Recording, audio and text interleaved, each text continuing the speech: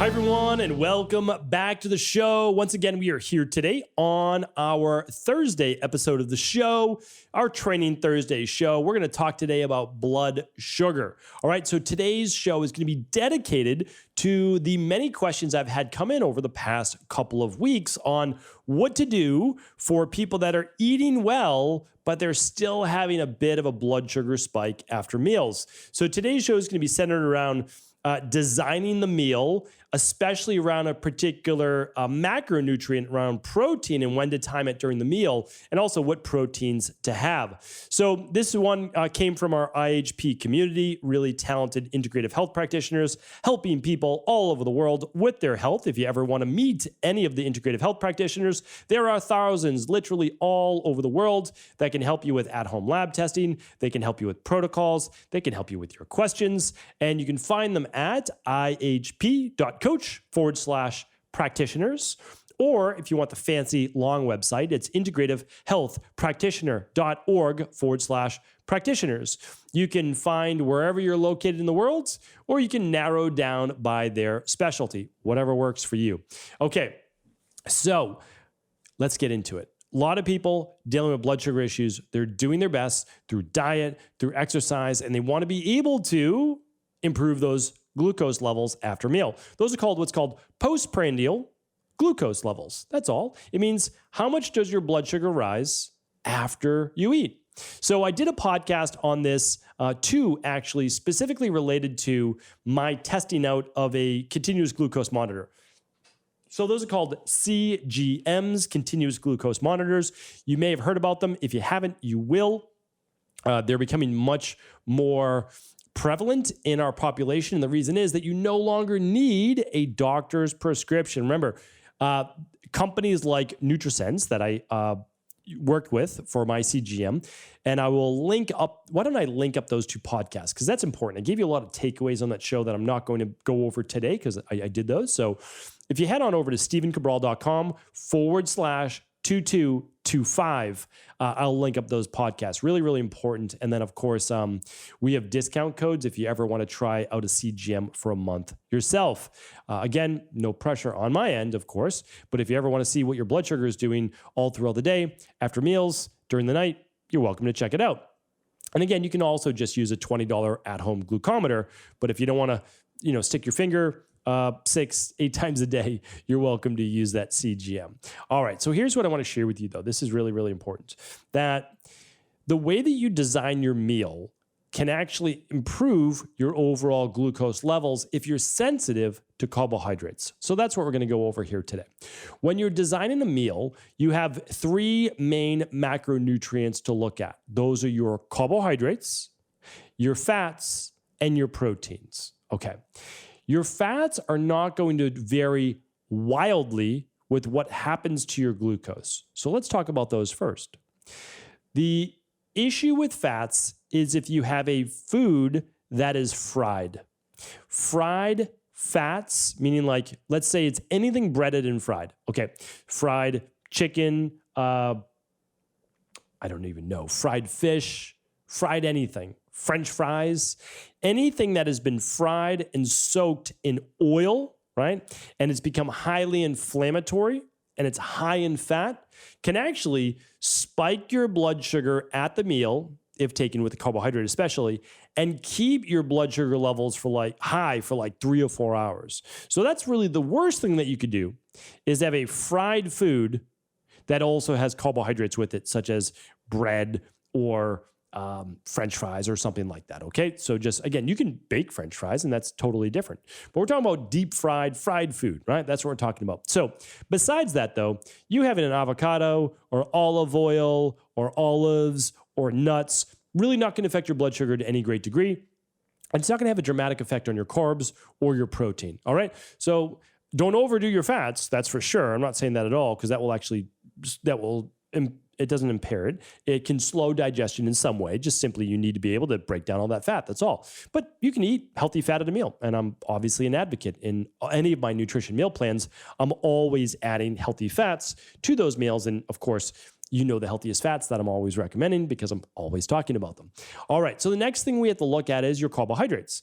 All right. So let's look at your carbohydrates. What do we have? We essentially have, let's make it really easy. We have starches and we have non-starchy vegetables. Well, your starches are going to be what? Okay. Those are going to be more of your potatoes. And that could be yams. It could be sweet potatoes. Yes, sweet potatoes are, of course, a little less glycemic, but let's just say in general, all right? We're looking at corns and grains and potatoes and yams, anything starchy. Okay, those are the starches. Those are the things for susceptible people will raise their blood sugar. As I showed you on my CGM, if I have oatmeal in the morning, my blood sugar doesn't spike. If I have rice at night, my blood sugar is not going to spike. It's going to go up to a normal level and come right back down within 60 minutes or 90 minutes. I'm not susceptible. But again, as a clinician, as a clinical practitioner, I have to work with people who are just not like me. That's a good thing, right? We work with the whole world. We all have our own issues. That is not specifically one of mine. Now, did I have type 2 diabetes diagnosed back in the day? Yes, I did. 17, 18, 19 years old, right around there, I was diagnosed with that. Why? Well, I failed a glucose tolerance test, which is basically drinking a glucose-based solution. It's somewhere around 72 grams or so of glucose. And then you have your blood drawn basically before, during, an hour later, 2 hours later, and you see if your blood sugars come back down. It's technically an hour later, 2 hours later, 3 hours later. If it hasn't come back down 3 hours later below 126, you're diagnosed typically, at least back in the day, with type 2 diabetes. Now, oftentimes you typically would have a hemoglobin A1C of 5.7 or higher. Anyway, I digress. But there's different ways of looking at it. Either way, I couldn't handle glucose back in the day. I can now. And again, that's why there's hope for everybody, right? If I can heal, trust me, with my genetics, you can heal as well. So here's what I want to share with you, though, that starches are not the enemy. Fruit is not the enemy, right? None of these things are the enemy that has more carbohydrates. But initially, when you are trying to rebalance your blood sugar, and I've shown this as well on essentially how to transition off a low-carb diet, is you do have to start with predominantly vegetables, okay? So I'll link up my podcast on how to transition off a low-carb diet. That will be at stephencabral.com/2225. Because initially, and for us, it's about 3 weeks, so this is on the functional medicine detox that we do, and also in the first phase of Fatlocity, which is our clinically proven weight loss system. Both of them are essentially vegetable only. So it's vegetables, right? So lower glycemic index, lower total net carbs, more fiber. And the reason why the fiber helps with blood sugar, of course, and the lower net carbs in the beginning allows for us just to balance the body. Then after that, we transition in some of these healthy, lower glycemic fruits, and then eventually we transition in some starches. And we just walk you through all of that. It's very step by step. But initially, again, the starches can increase blood sugar if your body's more susceptible to it. Now, let me tell you one more thing about carbohydrates, though. Your body will be more sensitive to carbohydrates if they're taken in after a workout. So if you love your, name it whatever, like you love your gluten-free pasta, well, do a workout before. An hour after your workout, you have your meal. Like if this is for weight loss, fat loss, then you'll have some gluten-free pasta if that's what you enjoy, right? So you add that in, or it's made from chickpea, whatever you're into, right? Your carbohydrate of choice, your starch of choice, maybe it's fruit, maybe it's a smoothie. Okay, you're doing that an hour after your workout. Great. So you put that in there, your body's going to be much more receptive to being able to, and I should say your cell receptors are going to be more receptive to soaking up that glucose because you've hopefully lowered your glucose levels during that workout. Your liver glycogen stores have become depleted, or at least partially depleted. You're going to fill up those glycogen stores. Your muscle, if there was any glycogen depletion there, you're going to fill those up as well. And then the excess, of course, would then move to body fat, only if those glycogen stores were not met and you didn't need that glucose to actually bring blood sugar up to normal level. So that is that with our carbohydrates. And I will say that, again, if you're susceptible, it will spike your blood sugar after your meal. The spike isn't the biggest issue. We know that now. The issue is if your blood sugar does not come down within 2 to 3 hours, and coming down is normal ranges between like 75 and 95 on any at least US-based glucometer and continuous glucose monitor, okay? So 75 to 95 is our sweet spot. It can go all the way up to 140, 145 after a meal. A lot of people say, oh no, that's terrible. Well, maybe, again, not always, because again, you have to look at hormonal balance. So does that spike help leptin and ghrelin? The answer is yes. Does it actually help with telling your body that it's not starving? Yes. Can it help with sympathetic nervous system dominance and moving you more to the parasympathetic? It can. Can it help to decrease cortisol? It can. So it can help with serotonin? It can. So we have to everything's not black and white. That's all that I'm saying. Everything is essentially shades of gray, and that's what we're looking at, and that's what we're talking about. So that's why I don't give individual advice based on just silver bullet based approaches, because they're not true, right? They're true for an individual, but is that individual you? We don't necessarily know. That's why we nuance this out on the podcast. All right, so this brings me to my last macronutrient, which is protein. Okay, so I said this before. If your glucose levels are not great after a meal, you could be lacking fiber, which is from your vegetables, or protein, which is from vegan-based sources such as beans and legumes and dal and all those great things, right? Or if you like, organic sprouted tofu and other items like that. Again, I'm not a huge advocate of soy, but for postmenopausal women and a couple times a week in a small amount, maybe. I'm just not a huge fan of soy in general, but that can work. The phytoestrogens could actually be beneficial for some postmenopausal women, not on bioidentical hormone therapy, etc. Okay, but your vegan-based choice, hemp hearts is my favorite one for plant-based protein. And then, of course, protein powders, like plant-based protein powders, can be excellent as well. And then we also then have fish, we have eggs, we have poultry, we have meat, anything like that can be your protein. Okay, so most people at a meal, let's say you're eating 3 meals per day, are missing protein at one of those meals. And that can lead to a spike in blood sugar after the meal. So, for example, most people don't eat any protein to start their day at breakfast. Again, like I can go back and forth. If we're talking about an endomorph body type, we're trying to get more to a catabolic nature rather than anabolic nature, you can make an argument for that.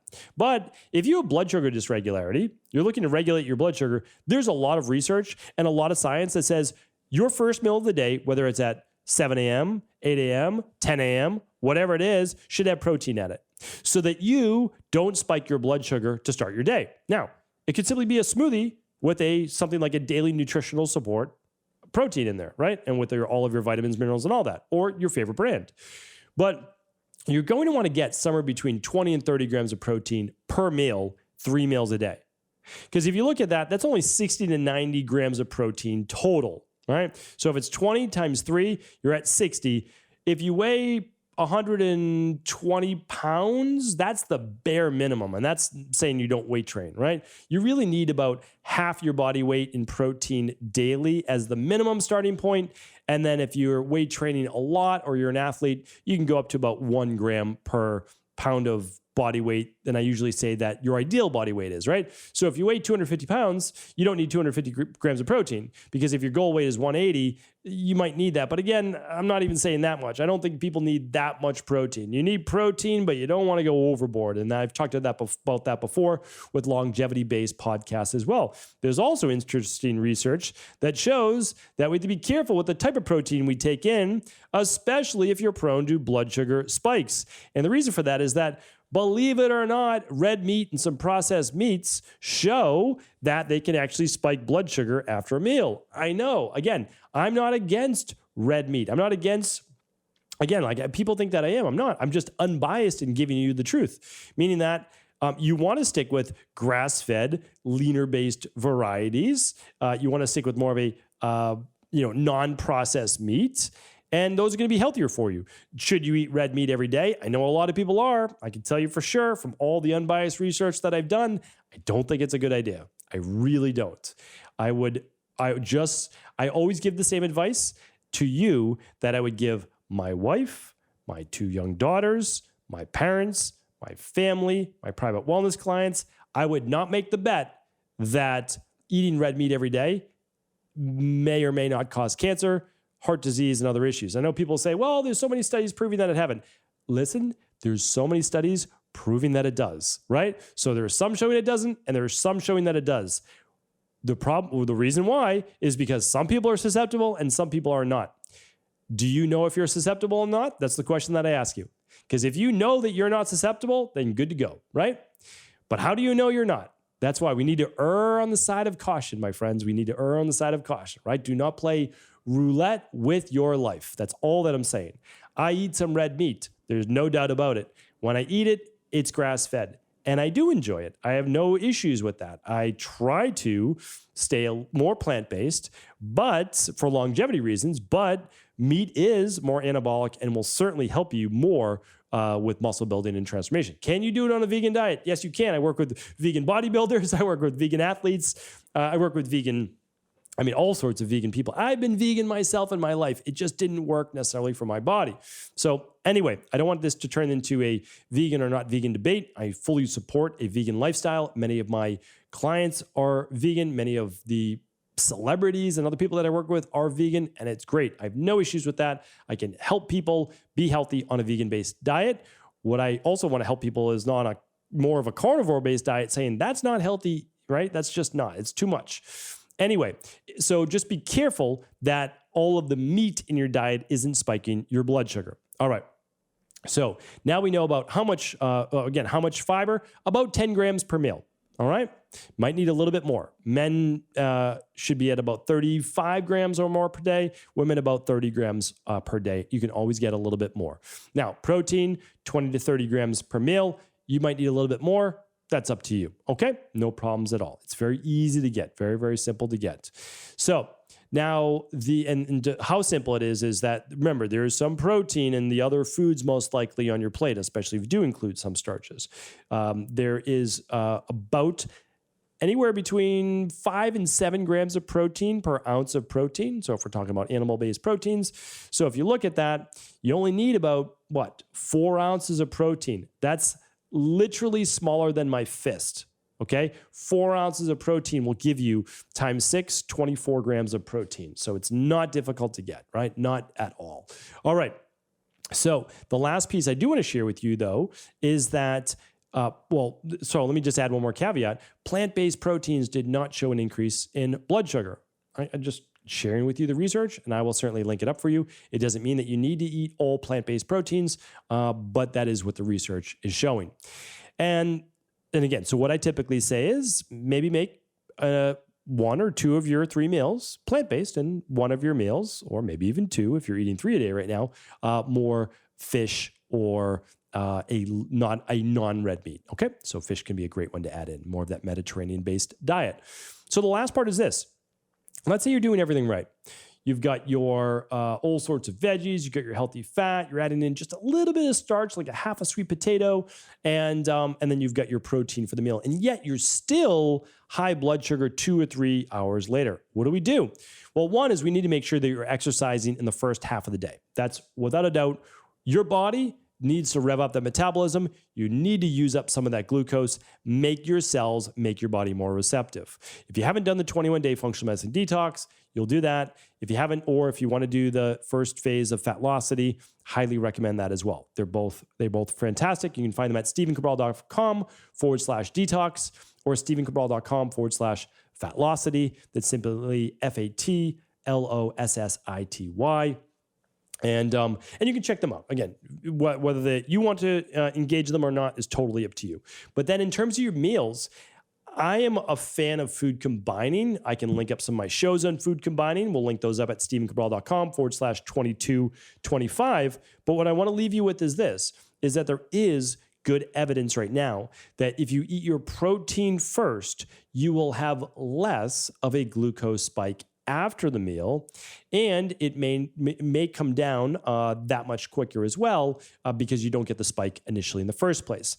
This has to do the research that I'll link up with you as well. Let me see if I can just pull it up here. I had so much linked up previous to this. Well, I'll link it up in the research, but it essentially involves post-meal glucose responses, and specifically a glucagon-like peptide, which is GLP-1, that does not allow for as much of a release and even need for a release of insulin and glucagon. So if we don't have as much of a glucagon release saying, hey, break down more glucose, or we don't have more of an insulin spike, we're better able to balance overall blood sugar. So at least in the beginning term, or before you start to work on other food combined, and if you have blood glucose issues, you'll probably want to consume your protein and your veggies to start. So that could be like, let's say you have some wild salmon and some asparagus on your plate. Great. You'll eat those to start, the fiber from the asparagus, and you'll get the protein from the wild salmon. Maybe you put a little olive oil on your salmon, a little rosemary for some antioxidants. Sounds delicious. Maybe some squeezed lemon, even better. And then after that, you'll have your maybe half a sweet potato or a little bit of wild rice or something like that that you might choose to do. So that is a way to not get that glucose spike. Give it a shot. Once you start to balance things out, you might even reverse that in the future. Remember, your physiology right now is not necessarily your destiny, right? So that works both ways.